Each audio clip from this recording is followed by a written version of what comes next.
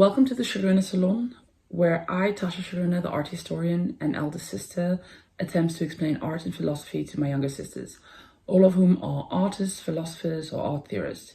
We all have the same artist mother, but philosophy is meant to be learned in a conversation. And I'm Tascha, and this is... Hi, I'm Monica. I am Tascha's sister, number 3. Monica is my sister and an intuitive artist that has organized and taught at art retreats. She's also a pre-K teacher and is way more informal, but a more informal approach to art. Her medium is painting with eco-acrylics. Those are plastic-free and biodegradable paint, because she loves color and creating bright and playful art. So today, does that describe you, Monica? To a sense, I don't feel like everything is like black and white. Yes, I do have more of a playful approach how I create my art. I do enjoy getting the understanding how you can get a composition, and with the theory with art, how you create with the dark light composition and all those different things. But mostly I do just play and dive into my vision, and then the structures come a little bit more later, or you can build from that, and then it's just more of, indeed, like you said, like more of a playful, intuitive. Yeah, because you do get the classical arts background from our mother that made us do a lot of compositions and painting from a young age. But so today is our third episode, which is about art critique versus art philosophy. So this is way away from your bed show where you are creating art, but this is how people talk about art, or what's the difference between critiquing art and what's the difference between art philosophy. Are you ready for this? Okay, let's go. Okay, so as you guys know, we are busy with, just wait for my mother to finish the water in the kettle. I don't know if you guys can hear that. Maybe we can edit it out. But today I'm dragging Monica into the deep end of A.A. van den Braembussche's mind. So that is the Belgian philosopher that we're currently looking at, that has really informed, for example, the way I got taught about art in Leiden, at the University of Leiden. So Monica, this is going to be a little bit of a series of intersecting narratives. If you hear something about our accents, our first language is not English, but it's also not Dutch. But we are filming this and recording this in the Netherlands. Monica, we're talking about A.A. van den Braembusche, the Belgian art philosopher. Did you know that this philosopher basically argues that every time you get teary-eyed in a museum, you're not just feeling something, you're actively performing in a piece of philosophical interpretation? Okay, so what is your question exactly? Do you know that if you are moved by artwork, this is you actually also corresponding with the artwork as well, and that's part of the art piece as well, because it needs to evoke an emotion as well. Yeah. I do feel like, I do not know about this philosopher, but I do feel like with art, whatever it is, if it's not in a museum or something on the streets, if it does evoke an emotion, it's already a conversation you're having. And I feel like that is also very beautiful about art. It is a conversation you're having, and everybody's emotions or reaction, what you can have with it, if it's like a question like, why did he do that? Or I don't know what this is, but this is just, it's bringing something up. I think that's actually really beautiful that it can bring up emotions. So I think art can be very powerful, and I do agree. Okay, yeah. So this is also where a little bit the problem comes in with this way of thinking. People are like, okay, but if I like it or don't like it, whatever goes. So this is what we're going to get into the crux of this thing, because every reaction and interaction with art is valid, but that doesn't make, that doesn't make everything goes. So that's what we're going to get into today. So that was a perfect starting point. Welcome everyone. Today I'm with my most emotionally intelligent sister, Monica. And we're going to tackle this big question. What is the difference between art critique and art philosophy? And does one need the other? So let's meet our philosopher, A.A. van den Braembusche. He was a Belgian professor, which I've mentioned before. And his real playground was the philosophy of history. How we tell stories about the past.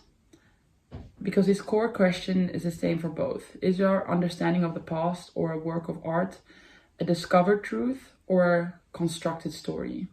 He believed it's always a construction. We build narratives using the tools of our culture, language, and personal bias. So that also gets into what you said a little bit as well. Okay. Yeah. Does that make sense how I said it, or did I just say it like overly formal? Probably overly formal, yeah. How would you say it then? Or was it just what the hell? That was just like big academic talking. Yeah, okay. So, yeah. So you probably lost me. Yeah. Okay. So let's go a little bit. That was just like a really, the core question is, are we constructing narratives? He says yes. Or are we discovering narratives? And he says, no, we are constructing them based on our So culture. let me get this straight. So is it like we as a collective or as an individual looking at the art? The individual is informed by the collective. So let's see if we can deep dive into this. Okay, so the key concept, the first one is the narrative construction of meaning. This means that every piece of art criticism, every review, every museum label, it's not a neutral fact sheet. It's a story. A critic framing an artist's life as a tragedy is making a narrative choice that shapes how we see the work. Okay. So we're trying to get what is the difference between art critique and art philosophy. And we're saying that art critique is actually very not neutral. Yeah, because it's critique, stating a thing as it is, and it's putting it constructive in the way the person or whatever sees it. And like you said, like it tells a story and it puts it down like that. Philosophy, what I understand with that is also asking questions, and it's broadening things and making you think deeper about things. And then, yeah, critique it doesn't necessarily have to be the truth. Yeah, that's true, because philosophy, like you said, is about asking the questions like, why do we have these narratives? And that gets us to like the second concept, that the critique of the meta-narrative. These are the big overarching stories we tell about art itself. Like art is about beauty, or art is a linear progression towards modernism. Van den Braembussche was skeptical of these, arguing they are just powerful stories that have been privileged over others, often silencing different perspectives. And then I'm going to go a little bit further. In the term of influence, you can see this thinking in all over modern museums. Why do they now include multiple viewpoints on an object's history? Why do they question the colonial framing of certain artifacts? That's Van den Braembussche's legacy in action. It's awareness that there's just never one true story. So we still have to deep dive. Okay, we're going to get to the end of this, what's the difference between art philosophy and art critique, but actually you already said it. The one is about asking questions about how we react, why we react, and why narratives are like they are. The biggest strength of this approach is that it democratizes art interpretation. It argues that your personal emotional response, Monica, is a valid and crucial part of the artwork's meaning. You don't need a PhD to have a legitimate take. It also gives us the tools to challenge the established power structures and gatekeepers of this art world. So that is how a lot of people don't know about den Braembussche, the philosopher, like how he has shaped how our modern museums are interpreted. I've gone to museums with other parents, with our kids, and they're like, why don't they just tell us one story we can hold on to? Why does it have to be so wishy-washy? Do you like this way of looking at art? Looking at art, can you reframe the question, be more specific? So we were just talking about how art philosophy is asking the questions about how we respond to it. And art critique is actually a way of responding even. So I guess this is also why we have Monica on this show, because a lot of things that is very like, that's the problem also with learning about art just in academic settings. You are really removed from how other people understand and form art. But so if I understand this correctly, so this philosopher, this Belgian philosopher, he set up the way how museums are set up right now, and there are different stories being told about different art pieces. Yeah. And this doesn't give like a hold on to us as the viewer, the one who experiences the art, who goes to the museum. Like it doesn't have any hold on to, because it has different stories.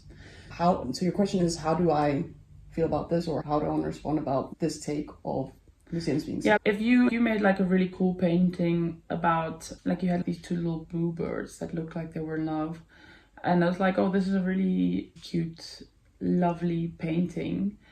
But then you went on to explain how much geometry was in that painting. And so you also, as an artist, how do you feel about that people can interpret your artwork in different ways? I feel like art can be like a really good reflection, or it's a reflective, so you can only see what is like. So I've had paintings where somebody saw like a pregnant woman, somebody saw something completely different, and some people did understand, okay, where I came from after I created it. And some people don't even have an explanation, like, oh, what they see, but they just feel really they love seeing it. So I feel like every art piece can be very personal. Depends, of course, of the artwork, because you have like hyper-realistic paintings and you have abstract paintings and stuff that can evoke an emotion. But personally, with my own art, I do definitely feel like it has a story to tell, because when you paint, you work in layers. And not necessarily all my paintings, the background layer is what the end result is. So sometimes so specifically with this blue bird, I was like one winter night, I was going through this mathematical book and then just trying to understand it, because with me learning and making art goes hand in hand, and I understand things more when I create. So I was going through this mathematic book, and there was like this mathematic, wasn't with numbers, but it was like with stripes and points, and it was like the symbolism for a tree in mathematics. And I was like, oh, that's really cool. So then I just made like exactly what I saw like in the mathematic book, and I started my painting like that. And then the next step was a few months later, I did another layer on the painting, and I did a water wash with leaves I found, and then it dried out. It became really cool. And then after that, I built another layer. So that's more like the playing and understanding part. And then I had a dream I saw, or like a vision. that wasn't really sleeping, but I just like, oh, this connection of dots for me, understanding how a child comes to earth, or like a baby is born, but not in a literal sense, but I could just see the stars in the sky, how they made like this points, and then this baby came. So this is a vision. And I was like, oh, okay. And then I pinpointed all those stars, and I put that in the painting as well. And then I just really wanted to make birds, and I like blue. And then there's this whole thing that came in one piece and just became absolutely amazing. And I hadn't even thought about, oh, this is going to be the painting. It was just like a contract of layers, me trying to understand and play, and then just follow. And so in essence, you were working with philosophies and putting it into practice in a visual way, that at the end project, I think you gave it to friends of yours that just moved in together. Yeah, it was actually a friend. He's a chemist, actually. And then afterwards, he really liked the painting. And afterwards, when I explained to him, like, my underlying layers, that there's some mathematics and the connection, he was like, oh, that's so cool. And if he had a lot of money, he wants to buy more paintings of me. So that's really nice, yeah. So eventually went to a friend. But I think he came to that artwork because he and his partner just moved in together. Yeah. And there was, like, a sense of love. And that's also what's funny, even though it was based on mathematics, that it was like that sense of love of those two birds that like first. It's a very cute painting. It's all like cuddly two birds, like their heads next to each other. So it's a very cute, loving painting, definitely. Yeah. And then these are like the multiple narratives that you included or didn't know you were including while making it. Yeah. Which on the one hand needs like an explanation for people to get the depth of this painting. Yeah. And on the other hand, people also viscerally are physically reacting to the painting of what they see and also the information they get. Yeah. And then, so you can critique the painting on basis of, oh, that's a very romantic, beautiful blue painting. It makes use of golden. That's the art critic going, oh, this is. And then when they get more information, they're like, oh, they can insert your process or your biographical data to further critique the art. And so then art philosophy is allowing for the multiple viewpoints. Yeah. And that's also why I actually fight a lot with artists when I'm like, art is only art when someone interacts with it. And that's also what Braembussche also to extent says, but we'll get to that. So let's talk about a little bit of critique. Oh wait, no, I want to actually first give a contemporary example around the debate of AI art. A traditional critic might discuss its technical merit. A philosopher using this framework would ask, what narratives are we constructing about creativity and the artist? With this new technology, is the story we're telling one of human obsolescence? No more humans are gone, human obsolescence. Or are we talking about collaborative evolution? So it doesn't matter, is art art critique will be like, is the art beautiful? Is it traditional? Is it, what style is it using? But art philosophy, what are the conversations we're having on this? How do you actually feel about AI art? Okay, so I actually went a couple months back this summer. I went to a museum in Tilburg, and there was a whole section just with AI art, and it was quite depressing because it was not pretty. And I know like art doesn't need to be pretty, but I actually had a conversation with a friend of mine who went with me to the museum. She's an art teacher, and she said like the whole thing they learn at the art studying art is more of a philosophic approach than actually just creating art for the sake of art. Yeah. And for me as an artist who wants to create art for beauty and understanding, okay, I guess it's also like a philosophical part, but I know personally if I want to look at art, I want to feel something, and I do want it to evoke something, but I also want something pretty to stare at and help me go through full processes. So yeah, I feel with AI art, it's already begun. There's no way of becoming in the middle of it. So it already exists. And I feel like AI does make our lives easier in a lot of aspects in life. But I don't feel, I'm not sure. I don't feel like it would personally take, if I have a big career in art, that will take it over. Because I do feel there is a difference when you feel something more deeply in something that is created with emotion through. It has a different, more authenticism than with the AI. Yeah. And I feel like we as people, we have made art since the beginning with the cave paintings, and there is a form of expression, a form of communication, a form of... Yeah, like you were explaining in your part that you were saying like it helps you understand, it helps you learn as well. Yeah. You're putting into practice what you're learning, and nobody would know that those two bluebirds, the start of that was you trying to understand this mathematical textbook or this. Yeah, I just feel like maybe the more we're going to the more of the way of the artificial way of life, people are going to crave more authentic human things. Yeah. The human experience. And even though if people want to look at, let's say, my artwork or somebody else's paintings, or actually have that experience of of creating, like even like you also explained, tell people like I'm a pre-care teacher, so I also do creative outings with children. Yeah. And that whole way of expressive, if it's pretty or not, but just I feel like art is part of we as humans, if we look at it or we experience it. And I've also met so many people who I helped, but like they told me like, oh, I've been starting to look at art more differently since they've met me, because I do love talking about the colors and composition. And it's not just like a painting that I'm looking at, but the way something is curated in a house. Yeah. By the way, we're in our parents' house, so the curation is also just my mother like finding things she can make art with. And the Dutch word is knutselen.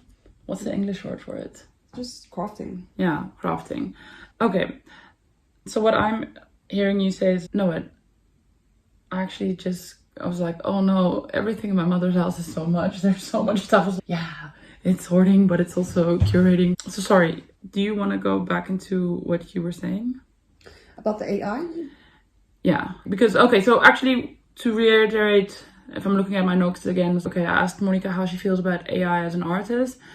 And then art critique would be like looking at AI art as what formal styles were used. Art philosophy, while looking at AI art, would be like, what are the conversations we are having around this? And we can see the conversation Monica is having around this is like, where is the tactile part of it? Where's the thinking part of it? And some people might say, oh, that's the prompts you use. But so art philosophy, to reiterate, because we're trying to understand what's the difference between art critique and art philosophy, is the questions we ask about the meta-narrative with art philosophy. I now want to go into the critique on Braembussche, why they're like a common critique or counter-argument on Braembussche is that it leads to anything goes relativism. So no matter what I feel, no matter what Monica feels, they're both right and they should have equal weight. Or as my partner goes, oh, that fire hydrant's really red and shiny and it really talks about like us having to be aware of the safety issues. So that's a little bit where non-art people go, oh, but I can just bullshit my way about art as well. Like I can just say anything and it becomes art. I have a take on that. I feel that I love the bullshitting. It's part of the creative full processing. So if you can literally I feel like art doesn't necessarily have to be like this tangible thing, but it's also like of creative solutions or problem solving or just figuring a way out, or if somebody talk themselves out of something. I feel like it can also be like a very creative way of blah blah blah. It doesn't really matter. So I feel you can build things up on it, but I feel like that's also a creative way. No, but of your partner. But it does make sense because red, and we symbolize the color also of red being for alertness. Danger, alertness. Yeah. But what I then tell him, it's color theory. What I then tell him, you're good at bullshitting this, but the fire hydrant was never presented to you as an artwork to think about this. Even though he's interacting with this fire hydrant, that it's an artwork, he's the only one doing it.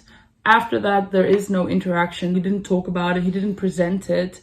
So that when that interaction ends, it stops being an artwork, technically. So that's what you mean, artwork, this philosopher, when he said art becomes when it starts being interacted with. Yeah. And because he's the only one interacting it, doesn't make it art. Yeah. So that's where then the biggest critique of it's not anything goes. You actually have to talk about it, write it down, because who knows about this bluebirds of yours? But this is like the saying, if a tree falls in the forest and nobody witnesses it, did it really happen? Kind of thing. It feels like this to me. This is exactly this. And I actually have a lot of fights with artists when I tell them, I'm like, art stops existing the moment people stop interacting with it. And they're like, no, but what about the artwork in museum depots? I'm like, I've been a registrar at a museum. That means that you like look it up and you write extra things with it. You make sure that it's available for the curators to make a show about it. Someone's interacting with that art piece, whether it is documenting it, not calling it the artwork, but just calling it B196 in curation hall in the depot of on that and that street. But because someone has written about it, every time someone reads about that written account, for example, like when we had to read academic texts, you are interacting with that artwork, even though you haven't seen it. Yeah, that is actually the philosophical question. Did it actually happen? And now with that thing about the painting of your bluebird, like I know about it, you know about it, like the people that saw it at a few exhibitions know about it, but it is being interacted with daily by your friend whose house it's in. So it keeps on being an artwork. But the moment, let's say they just put it in storage or shove it under a bed, it stops being an artwork. Yeah. And this makes artists so angry. Yeah, I do have like my own philosophy about art. It's just not just tangible, but I do understand what you're saying here. If it's visible, if it's interacted with, if it's written about, if it's like, it exists and it's more tangible. What's in text, people go so from different ways learn about it or they read about it, or maybe it's published in a magazine or social media or it's exhibited again. I understand that. And I also understand the other part of the fight you have with the artist, because the inner side of me is also, just because you can't see anything doesn't mean it doesn't exist. But then it brings me back to my partner and his fire hydrant bullshit story. Yeah. That fire hydrant is no longer considered art. Like, it's considered art now. It's been created. So it's like the question is, what is art? But with anything that is created, I think this is also opening a philosophy question. This is a philosophy podcast. Okay, yeah. Because I also feel like, I guess also like from an art historian point of view, and having an art gallery and having the tangible and the writing. You don't have to take my... No, I'm just trying to figure, like, I understand that part, and it's something maybe I can learn something better off, because I am sometimes way more in the dreamy world, where I'm like, oh, life is a creation, or how would I want my life to be, that's also art, or what I'm going to do with my hair, how I plait my sister's hair, or the way you do things. I feel like that's art, how we drink our tea. That is art, that is. But is that something we write about, or is it something that we have to film and put it down and say, this is art, or somebody just witnesses me lounging in my on the couch, like... To get a little bit more into this, do you know that we have less than 1% of all art that's ever been created is in museums or is remembered? We have lost 99% of all art in our history, because the way we carve our tables and stuff like that's lost, because if the table has too many scratches or burnt down with the house, it's used for burnt wood. A lot of people also think, for example, in early Egyptian art and artifacts, are only those stony Anubis pharaoh things, but it's not. The normal people had wood, but wood doesn't last like that. They had really realistic art in Egypt, but we don't know it because that wood didn't last. Oh, okay. I didn't know about that. So that's also like why. So what I just also want to get back to the fire hydrant. The fire hydrant was the fire hydrant at Leiden University Library on the second floor. They have redone it so that even though we're talking about it right now, that fire hydrant doesn't exist only in a metaphysical sense. But okay, the critique is, like I said, anything goes relativism. Everything is art. If you follow Braembussche's idea that all narratives are important, all reactions are important and carry equal weight. If all interpretations are constructed narrative, is a shallow hot take as valid as a deeply researched analysis? Does this devalue expertise? Like, so my partner has no background in art. My partner did rocket science. He didn't finish, but so then his hot take is that actually art critique or art philosophy? That's what people ask now. But then you can see there's a nuance between my partner bullshitting about that and how you feel about the art existing in your studio, even though you might have not been for 2 months. Yeah. And because it still exists here, you're still interacting with it emotionally. Yeah, true. So in that sense, it's still art. Yeah, but I also there's a lot of pieces that I don't show the world. Is that also like, that doesn't exist? No, it doesn't. It doesn't, okay. So I make art with my kids and myself. So I should look more into here because we're having a conversation with you as well. Is I make things with my children. Is it art? To an extent, yes, because it's honing their craft. I think when my son was 4, I was like, oh, he painted the 4th dimension because he just went with a black crayon like this. And he's like, that's our dog running. And that's the 4th dimension. He's like, you can't see how he runs. And you want to show also, he didn't say it that way, but he was actually explaining the concept of trying to paint the 4th dimension. And the 4th dimension is time and movement, which you obviously can't capture in a 2D or a 3D object that is from paper. So he didn't know he was painting in the 4th dimension. So it's not art because because he didn't know the concept. I explained it to him afterwards, but I was like, my baby is a genius. But not all art is a capital A art. Some of it's just practice. Yeah, I agree. Because those aren't the expertise pieces. Yeah. And another critique on Braembussche, one I'm sure you'll appreciate, Monica, is that this can make philosophy on the art too detached from the art itself. So you can get so wrapped up in analyzing the framework that it forgets the raw, messy, and beautiful experience of just looking at art. So like also this art philosophy of how he describes it, the person interacting with the painting of yours is just, oh, this makes me think of my dead mom, and this is my dead mom, and I love, and just goes on and on about their own dead mom. emotional experience, what they're having with the art piece. Okay. Yes, okay, but that has nothing to do actually with. I feel like the interaction, what a person is having. If I created something, and somebody's having their negative or neutral or positive experience with the interaction with the piece, it's already not part of it. It's not none of my business actually, because that is between them. Yeah, if they want some more nuance for me as the creator of that piece, but I'm also influenced about my own environment and my own history, and the people that I interact with or the things I interact with has also an influence in what this became.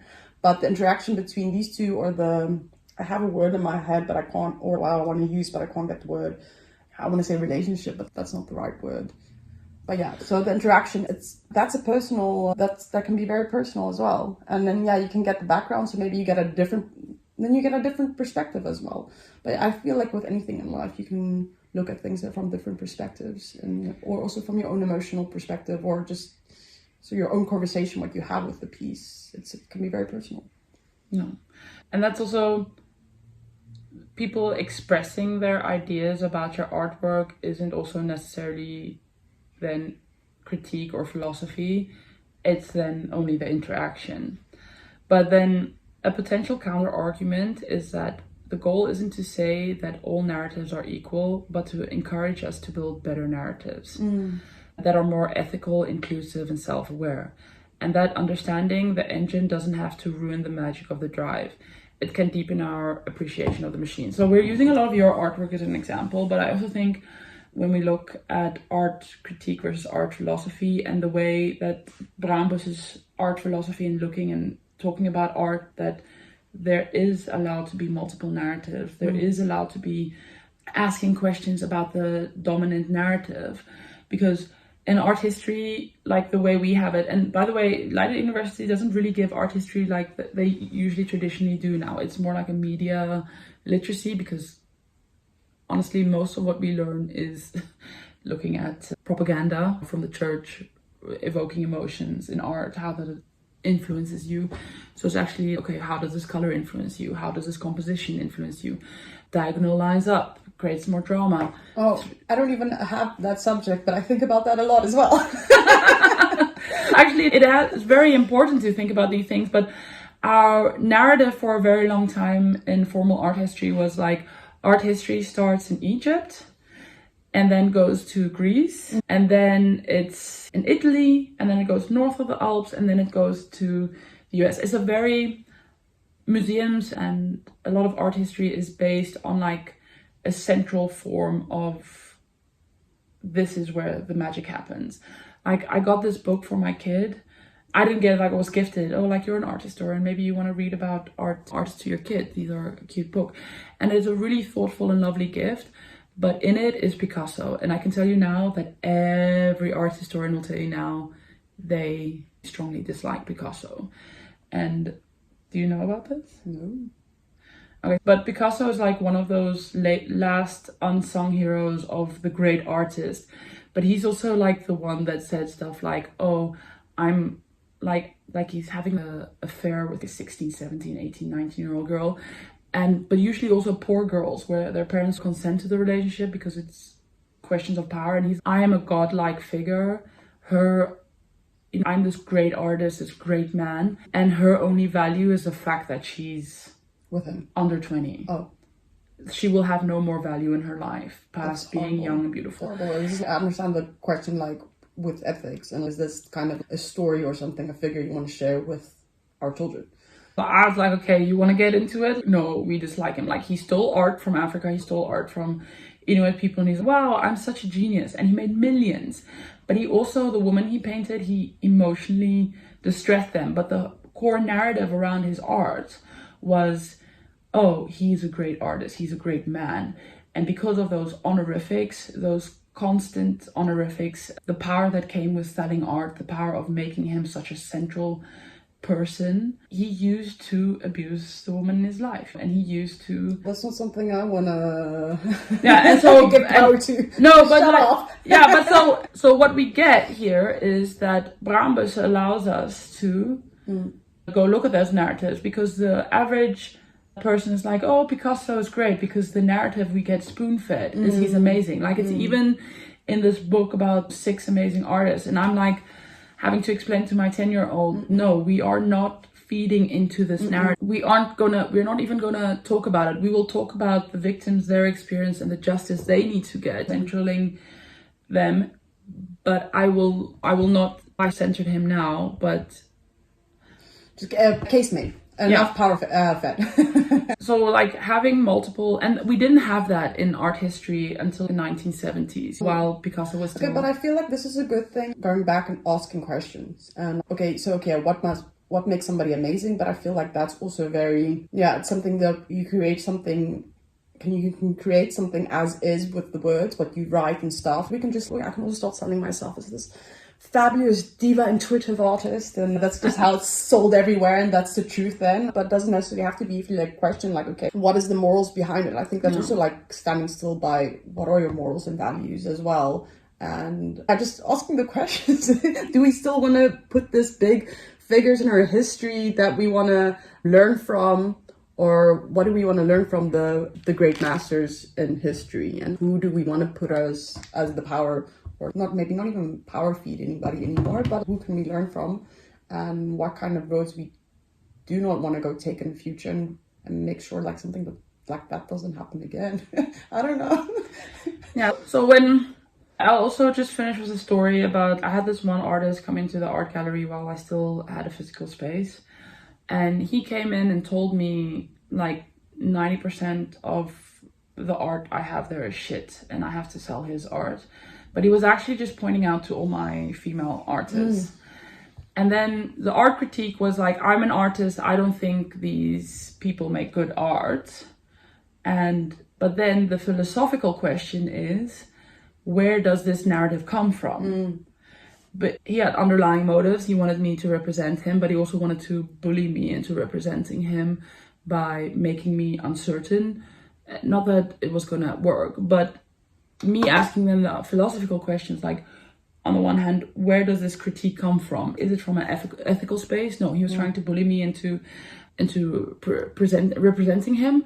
But the other thing he was doing is, I had to send him out as, you are literally only thinking your critique is based on a male gaze, which we do not cater for completely. Yeah, we do have male artists, but we are not catering for the male gaze. And also in this construction, his critique, he wasn't even there as a buyer. And in this context, we are a shop selling things. So why critique something that's not there? And then the philosophical question would be like, where is this critique coming from? What narrative is this critique building?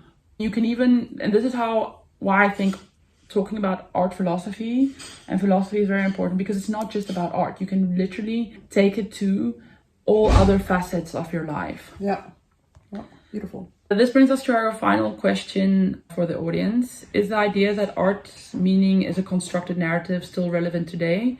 Or does it just like lead to pointless overthinking?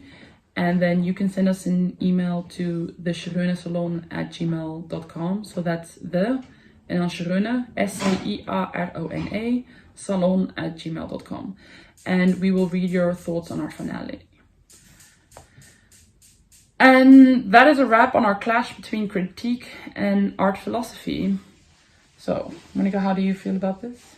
I feel really good. I'm looking forward to the next episode. I hope you enjoyed the conversation me and Tascha had about philosophy and the critique in art and our points of views and how I stand or how I'm looking at it as an artist. And I'm going to rethink about writing more about my art probably and showing it more. It becomes more real. Thank you for that.